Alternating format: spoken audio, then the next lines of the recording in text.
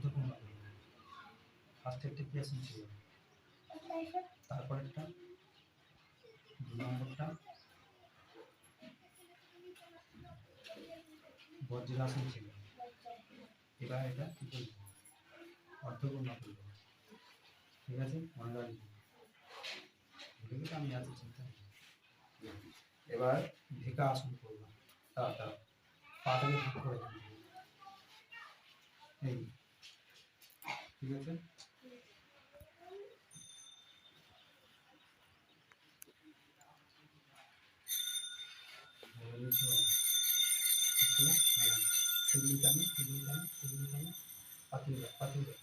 এটা হচ্ছে হাতের কুনো, এই কুনোটাই হাতের সাথে লাগাবো, এই কুনোই হাতের সাথে লাগাবো।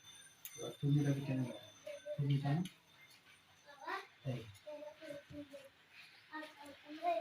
এই এই হিপের সঙ্গে গোড়ালির টাচ থাকবে, গোড়া আঙুল এরকম থাকবে, গোড়া আঙুল এই যে এই দুটো আঙুল টাচ থাকবে গোড়া আঙুল, হ্যাঁ। এই কুনো হাঁটুর সাথে থাকবে, হাঁটুর বাইরে যেন কুনো বেরিয়ে যায় না, হ্যাঁ। আর এই কাপটা মাটির সাথে থাকবে, এই ভূমিটাকে যদি তুলে দিবা কাপটা আস্তে আস্তে বুঝতে পারবে। এটা ঢেকা আছে, রেখে দাও, বুঝলে। আমি কাউন্ট করি, 1 2 11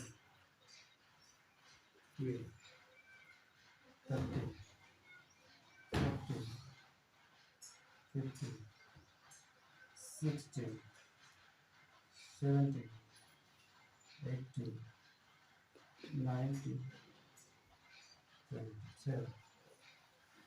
আছে, দেখি আসুন, ঢেকা আছে। আচ্ছা, এখান থেকে লাগলো, এখানে কিন্তু ভেক মানে ব্যায়াম, বুঝতে পারছি। ঠিক আছে, নিশ্চয়ই করো, পাশে হাত দিবে, হ্যাঁ। এবার উত্থান পদাসন করবা, দুটো পা জোড়া করে ঠিক এইটুকু না তুলবা, টান টান অবস্থায় পা দুটো যেন এরকম টান থাকে, যেন টান আছে, এই হাঁটু যেন ভালো না,